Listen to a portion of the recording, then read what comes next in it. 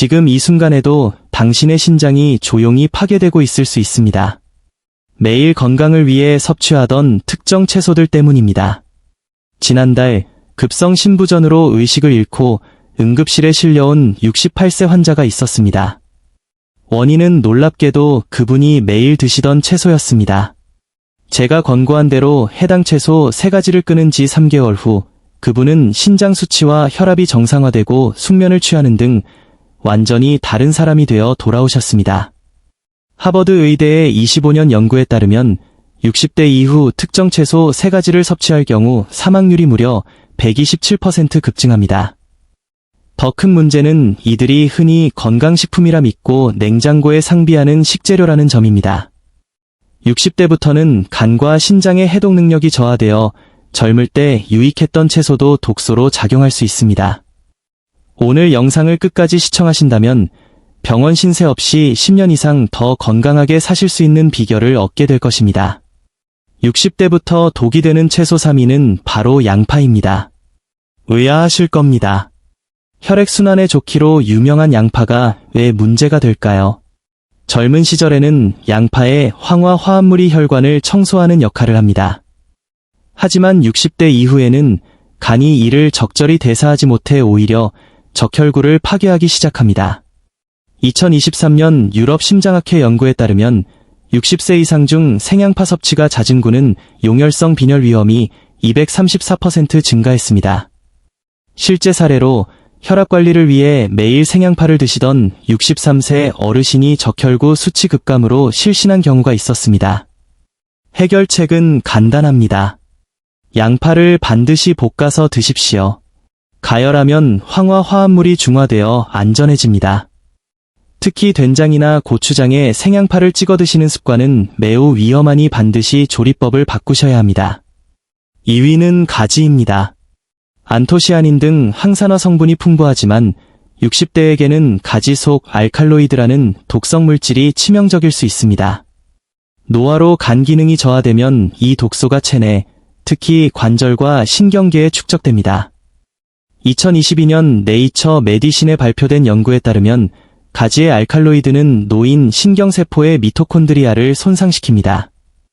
메이오 클리닉의 조사에서도 가지를 즐겨 먹는 관절염 환자의 염증 수치가 비섭취군보다 89% 높게 나타났습니다.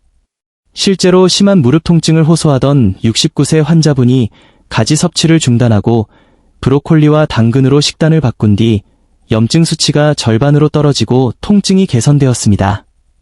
인지 능력 저하 위험 또한 156% 높인다는 연구 결과가 있으니 관절이나 기억력이 예전 같지 않다면 가지 대신 보라색 배추나 적양파로 대체하시길 권장합니다.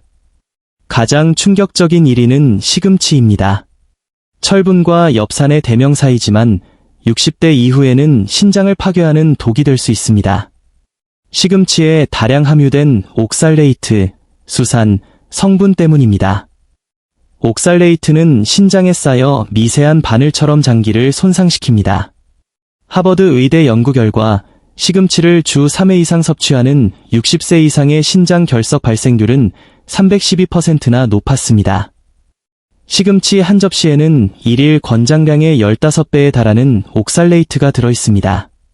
71세의 한 환자분은 매일 시금치 된장국을 드시아 신장 기능이 정상의 30%까지 떨어졌으나 시금치를 끊고 케일과 브로콜리로 대체한 후 기능이 50%까지 회복되었습니다. 신장은 한번 망가지면 회복이 어렵습니다. 소변에 거품이 나거나 옆구리 통증이 있다면 지금 당장 시금치를 끊고 육류나 안전한 채소로 영양을 보충하십시오. 그렇다면 어떤 채소를 먹어야 할까요? 60대 이후에는 십자꽃, 뿌리, 박이 3가지만 기억하시면 됩니다. 십자화과 채소, 브로콜리, 케일, 양배추, 무 등입니다. 간의 해독을 돕고 60대에게도 매우 안전합니다. 뿌리 채소, 당근, 연근, 우엉 등입니다.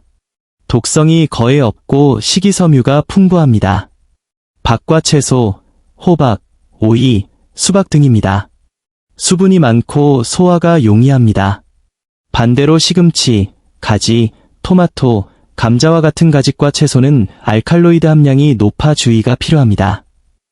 장을 보실 때 이 채소가 어느 분류에 속하는지 확인하는 습관만으로도 건강을 지킬 수 있습니다. 안전한 식재료만큼 중요한 것이 바로 식사법입니다.